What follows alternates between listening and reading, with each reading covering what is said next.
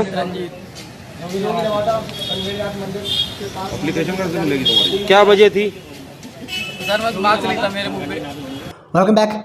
अभी आप लोगों ने एक वीडियो देखा होगा। वो वीडियो में एक लड़का कह रहा है कि बरेली पुलिस ने उसके हाथ और पैर के अंदर कील ठोक दी क्योंकि उसने मास्क नहीं लगा रखा था। ठीक इसी तरह एक खबर थी कि उन्नाव ज़िले में फैज़ल हुसैन नाम का लड़का सब्ज़ी बेच रहा था लॉकडाउन में। पुलिस उसको उठा के ले जाती है और अगले दिन उसकी लाश आती है। ये होती है कस्टोडियल डेथ, ये होता है पुलिस ब्रुटैलिटी और ये है पुलिस का टॉर्चर, जो कि एक सच्चाई है। हम में से काफ़ी लोग इस चीज़ को स्वीकार नहीं करेंगे क्योंकि ये एक ऐसा डिस्कशन का टॉपिक नहीं है जो आम जनता डिस्कस करती है। लेकिन इसका मतलब ये नहीं है कि इस इशू को सॉल्व नहीं किया जाना चाहिए। याद रखिए, अगर भारत डेवलप कंट्री बनना चाहता है तो उसके लिए हमें पुलिस रिफॉर्म्स की बहुत ज़्यादा ज़रूरत है और इस पर बहुत डिस्कशंस हो रहे हैं अपर लेवल पे।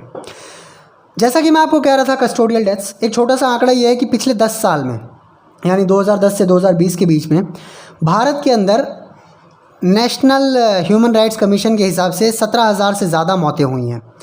अमेरिका के अंदर 17,000 से ज़्यादा मौतें सिर्फ 3 साल के अंदर हुई है।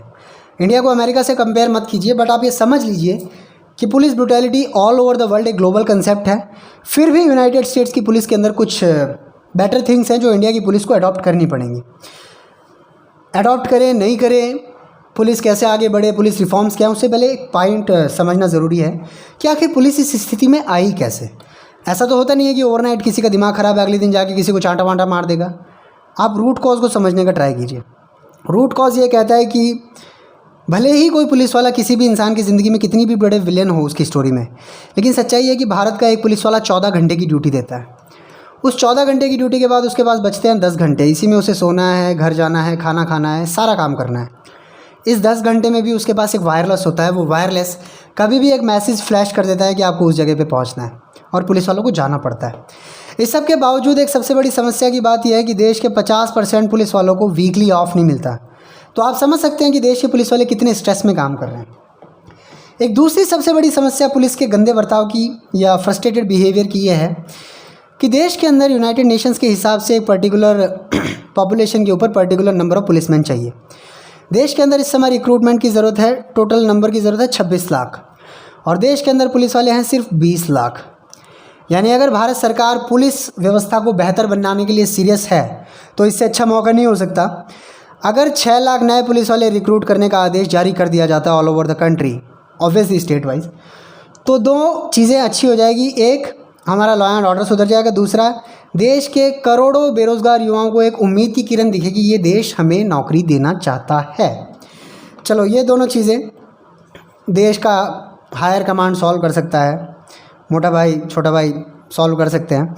लेकिन कुछ ऐसी चीज़ें हैं जो ग्राउंड लेवल को आप चेंज नहीं कर सकते। उसके लिए एजुकेशन और एक डिसिप्लिन एटीट्यूड चाहिए। आपने सुना होगा कि किसी लड़के को उठा कर ले गए पुलिस वाले किसी लड़ाई के चक्कर में, किसी आरोप के बाद, तो लोकल एमएलए साहब पहुंच जाते हैं कि हमारा वोटर है, हमारी धर्म का है, हमारी जाति का है, आप परेशान कर रहे हैं। अगर थोड़ा हाई लेवल के गुंडे को पकड़ लाते हैं तो एमपी साहब जाते हैं, हमारे धर्म का है, हमारे रिलीजन का, हमारे कास्ट का है, आप ज़बरदस्ती हमारे धर्म को टारगेट कर रहे हैं। थोड़ा और हाई लेवल होता है तो मिनिस्टर साहब आते हैं, मिनिस्टर साहब से ऊपर कैबिनेट मिनिस्टर आता है और उससे ऊपर मत जाइए, लेकिन लोग पुलिस वालों को सीधा पॉलिटिकल प्रेशर देते हैं, ये फैक्ट है। चलो, ये सारी बातें तो हो गई, चलो नॉर्मल सी बच्चों वाली बातें सबको पता है। लेकिन आपको शायद ये पता नहीं है कि उत्तर प्रदेश का एक ज़िला है महोबा। महोबा के एसपी भाई साहब हुआ करते हैं मणिलाल पाटीदार, हुआ करते थे। इनके खिलाफ महोबा के एक व्यापारी वीडियो बनाते हैं कि ज़िले के एसपी साहब यानी मणिलाल पाटीदार मुझे रंगदारी के लिए परेशान कर रहे हैं और अगर मैं रंगदारी ना दूं तो वो मुझे मर्डर भी करवा सकते हैं। जिस दिन ये वीडियो वायरल होता है उसके अगले दिन वो व्यापारी मरे हुए मिलते हैं। Manilal Patidar IPS, Indian police services, किसी ASI की बात नहीं है, किसी कांस्टेबल की बात नहीं है, IPS की बात है। IPS फरारी काट रहा है रंगदारी के आरोप में। क्यों? क्योंकि ये देश की पुलिस की लचर व्यवस्था है। और जब सिचुएशन इतनी ख़राब हो गई है कि इंडिया के सबसे बड़े एग्ज़ाम को पास करके आने वाले लड़के को फरारी काटनी पड़ रही है रंगदारी पे, तो कहीं ना कुछ पुलिस व्यवस्था में गड़बड़ है, स्वीकार करना पड़ेगा। कोई पूछ रहा था मुझे पिछले वीडियो में या कमेंट में कहीं पे, मुझे ध्यान नहीं, कि सिस्टम इतना हेल्पलेस क्यों है। यार, सिस्टम हेल्पलेस नहीं है। सिस्टम का प्रॉब्लम ये है कि देश को पुलिस चाहिए, डेमोलिश नहीं कर सकते। डेमोलिश क्यों नहीं कर सकते? क्योंकि पुलिस को ग्राउंड रियलिटीज़ पता है। पुलिस वाले अगर चाहें तो एक मंदिर से चप्पल चोरी ना हो उनके एरिया में, इसका एग्जांपल आपको बताता हूँ कि जब पुलिस को पता होता है इलेक्शन होने वाले हैं, पुलिस की जिम्मेदारी होती है इलेक्शन शांतिपूर्ण हो जाए। उस जिम्मेदारी का और पुलिस का ग्राउंड रियलिटी से कनेक्शन का एग्जांपल ये है कि पुलिस चुनाव होने से कुछ समय पहले इन्हें पता होता है कि ये लड़के परेशानी क्रिएट कर सकते हैं, उन लड़कों को उठा के एहतियातन जेल में डाल देते हैं बिना किसी चार्ज के। ये जेल नहीं बोल सकते, हवालात बोल देते हैं, क्योंकि चुनाव कंडक्ट कराना है। चुनाव कंडक्शन बहाना है, एक्चुअल प्रॉब्लम है ग्राउंड रियलिटी से पुलिस का कनेक्शन। जब पुलिस का कनेक्शन इतना अच्छा होगा तो हम उसको डेमोलिश नहीं कर सकते। देश चलाना है, हमें इकोनॉमिक गतिविधियाँ चलानी है। अगर पुलिस नहीं होगी, पुलिस एक्शन नहीं लेंगे, बिजनेसमैन वगैरह से रंगदारी मानी जाएगी, किडनैपिंग्स होंगी, लूटपाट बढ़ेगी, उससे इकोनॉमिक डेवलपमेंट हॉल्ट होगा और बहुत बुरी तरह हॉल्ट होगा। एग्जाम्पल आप समझ लीजिए बिहार का। चलो ये सारी बातें मैंने आपको बता दी। जैसा कि होता है, एक कॉमन इंडियन का बिहेवियर है कि हम ये कहते हैं यार इंडिया में कुछ नहीं हो सकता, अमेरिका बहुत अच्छे हैं। तो आप निकाल दीजिए अपने मन से ये वाली बातें कि अमेरिका में ऐसा नहीं होता, ऑस्ट्रेलिया में ऐसा नहीं होता, कनाडा में, यूके में ऐसा नहीं होता। पूरी दुनिया में पुलिस के अंदर प्रॉब्लम्स हैं, फ्लॉज हैं, और वो लोग उनमें काम कर रहे हैं। मसलन 25 मई अभी आ गई है।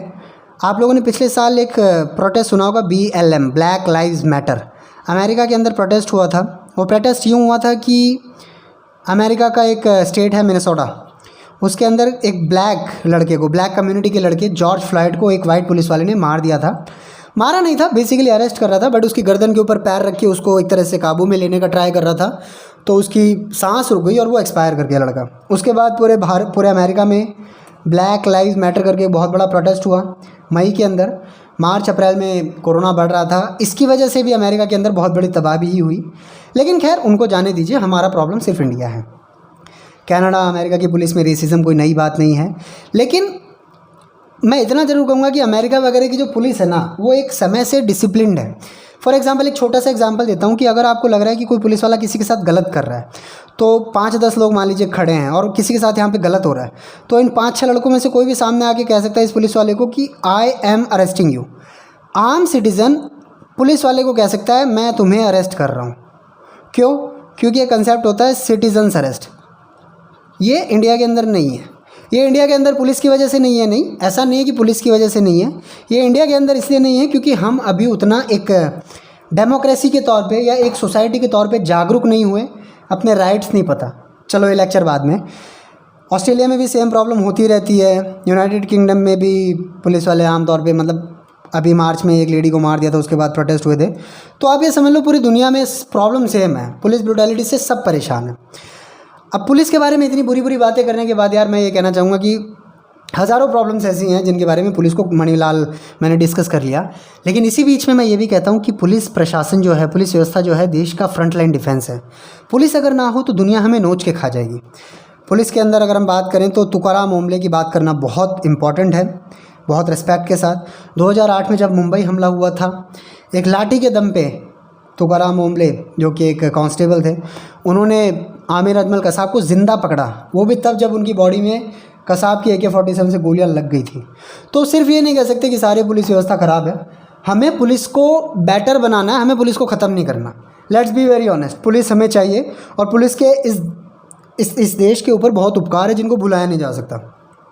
अब यहाँ से वे फॉरवर्ड क्या है, हर प्रॉब्लम की तरह इंडिया को अगर डेवलप्ड कंट्री बन रहा है तो पुलिस को बेटर बनाना पड़ेगा।